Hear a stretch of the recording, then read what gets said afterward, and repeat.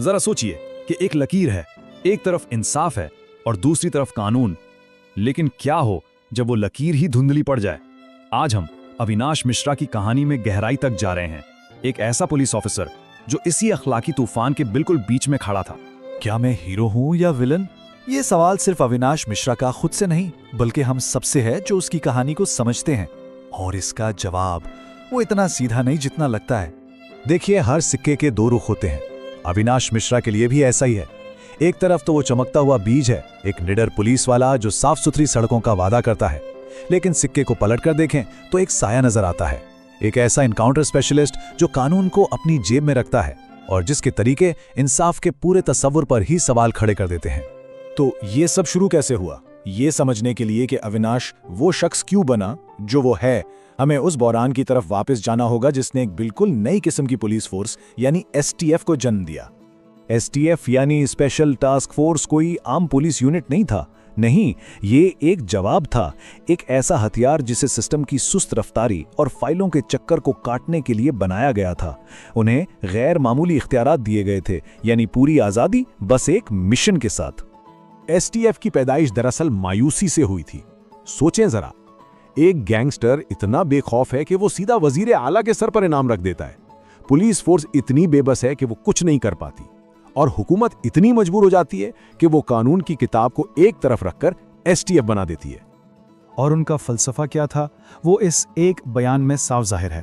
पैगाम बिल्कुल वाज़ेह था, हमें नतीजे चाहिए, भले ही उसके लिए उसूलों को कितना ही तोड़ना क्यों न पड़े। और शुरू में वो वाकई उम्मीद की एक किरण थे। आइए जरा एसटीएफ की इब्तिदाई कामयाबियों पर नजर डालते हैं, वो मिशन जिन्होंने उन्हें एक लेजेंड बना दिया। उनके सबसे बड़ी कामयाबियों में से एक तो यादगार है, अयोध्या में दहशतगर्दी की एक बहुत बड़ी साजिश को नाकाम बनाना। 21 किलोग्राम आरडीएक्स, ये इतना धमाका खेज मवाद था जो पूरे शहर को हिला सकता था, और इसे वक्त से पहले ही नाकारा बना दिया गया।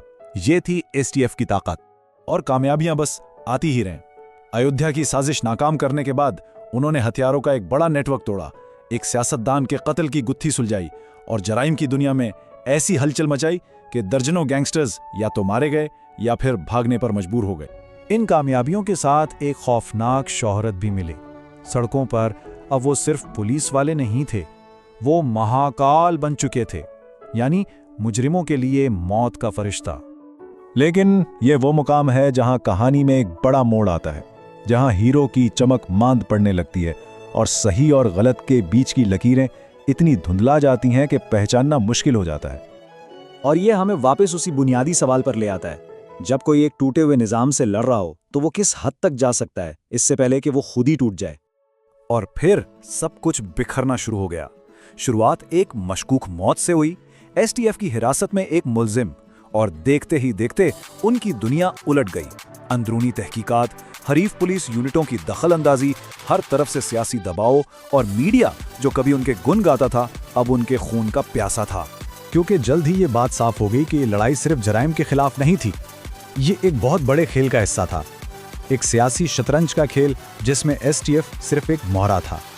इस खेल के मरकज में वजीर दाखिला वीरभूषण जैसे ताकतवर लोग थे, जिनका फलसफा बड़ा बेरहम था। इक्तिदार अक्सर खून मांगता है। ये एक ऐसा सबक था जिसे अविनाश को बहुत मुश्किल तरीके से सीखना पड़ा। आप जरा इस सियासी खेल को देखें, ये वो जाल था जिसमें वो फंस गए थे। ऊपर से तो वजीर दाखिला वीरभूषण जराइम खत्म कर रहे थे, लेकिन हकीकत में वो अपने सियासी हरीफ शेख साहब को कमजोर कर रहे थे। और शेख साहब जो सबके सामने अमन की बात करते थे, वो असल में अपने मुजरिमों को बचा रहे थे। और इस सब के बीच में कौन फंसा? अविनाश और एसटीएफ, जिनका काम कानून की हिफाजत करना था, अब सियासी बदले का एक हथियार बन चुके थे। और फिर वो तल्ख हकीकत सामने आती है, उनकी जराइम के खिलाफ जंग कभी जराइम के बारे में थी ही नहीं, ये तो कंट्रोल के बारे में थी। एक ऐसी जंग जो सियासतदान रियासत पर कब्जे के लिए लड़ रहे थे। वो हीरो नहीं थे, वो तो सिर्फ मोहरे थे। ये सब कुछ हमें घुमा फिराकर वहीं ले आता है उसी सवाल पर जो बिल्कुल शुरू में पूछा गया था।